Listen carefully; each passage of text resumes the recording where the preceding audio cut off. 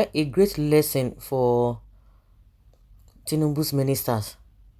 I think maybe for those who served under Buhari, maybe they must have escaped. But it's good that this kind of a thing happening to Alison Maduke now is coming at the right time when the new ministers are being sworn in.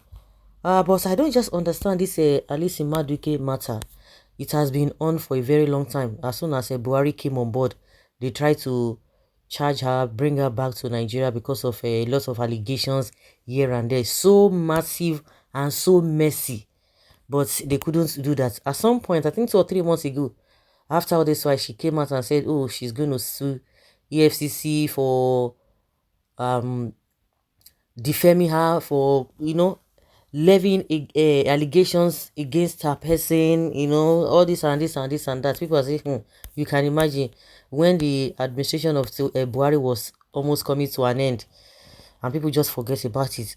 And I don't even know why the UK government did not allow her to be extradited when the case was still very, very hot. I think it started with Magu as at that time.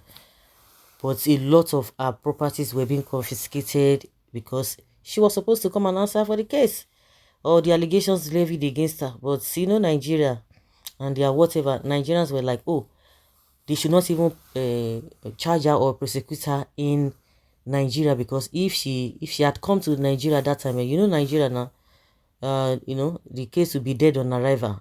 So I don't understand why this whole thing, after many years, that is when the UK police now charging her with bribery. The former president of the organization of the oil producing country and one-time minister of petroleum resources, Deziani Maduke, has been charged with bribery offences relating to her time as Nigeria's oil minister, the UK National Crime Agency said on Tuesday. Maduke, 63-year-old, has been on bail since first being arrested in London in October 2015.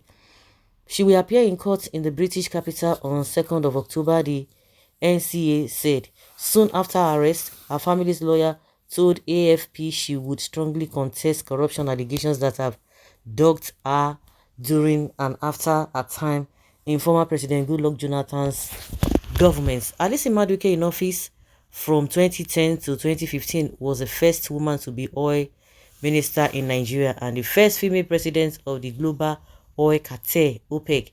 The head of the NCA's International Corruption Unit, Andy Kelly, said in a statement, "We suspect Deziani Maduke abused her power in Nigeria and accepted financial rewards for awarding multi-million-pound contracts." The NCA said Alison Maduke allegedly benefited from at least £100,000 in cash, chauffeur-driven cars, flights on private jets, luxury holidays for her family, and the use of multiple London properties. The charges also detail financial rewards including furniture, renovation work and staff for the properties, payments of private school fees, and gifts from top designer shops such as Cartier jewelry and Louis Vuitton goods. Bribery is a pervasive form of corruption which enables serious criminality and can have devastating consequences for developing countries, Kelly said. These charges are a milestone in what has been a thorough and complex international investigation, he added. Alison Maduke has been living in the upmarket St. John's Wood area of North London since she was first arrested and underage chemotherapy for breast cancer, according to her family. At the time of her arrest, the NCA said only it had detained 5 people in London on suspicion of international corruption without naming those held. The Nigerian government of Jonathan's successor, Muhammadu Buhari, later confirmed Alison Maduke's arrest and said its law enforcement agencies were cooperating with their British counterparts. The NCA said that asset worth millions of pounds in relation to the case have been frozen as part of the investigation in March.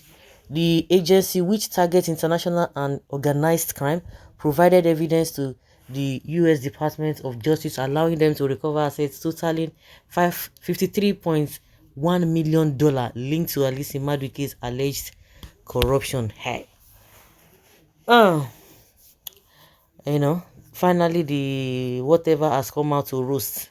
Whether she's going to escape this or not, to let us keep her finger crossed. Her family said she's going to contest, or whether her lawyer said she's going to strongly contest against it. But one thing, like I said from the beginning, it will serve as a lesson to all these politicians and those who are the corridors of power. But again, I have everything. All these our politicians, all these are Nigerian. Forget them.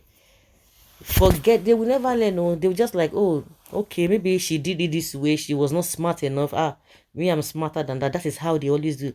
I have never seen anything that will shake this our Nigerian politicians. Say they are something else. You know, it's just funny that it's so funny. It's so funny that they will be accusing some people, young people, Yahoo, this and that. When you talk about the real Ogbologbo Jaguda thieves, they are in government, under the government. They are the ones working for government, having this high, this big portfolios. But the law enforcement go after all those small one. But the big one, they will do everything possible to make sure that justice is not delivered. But let's see how this whole thing is going to go, whether they are going to jail her in the UK. Some people said, she's not going to escape this, so this is not Nigeria, whereby they will adjourn. Before they say they are charging now for whatever, they must have done their due diligence, they must have done their investigation. But that being said, let's see how all of this will pan out. So guys, let's hear your opinion and have your take on this.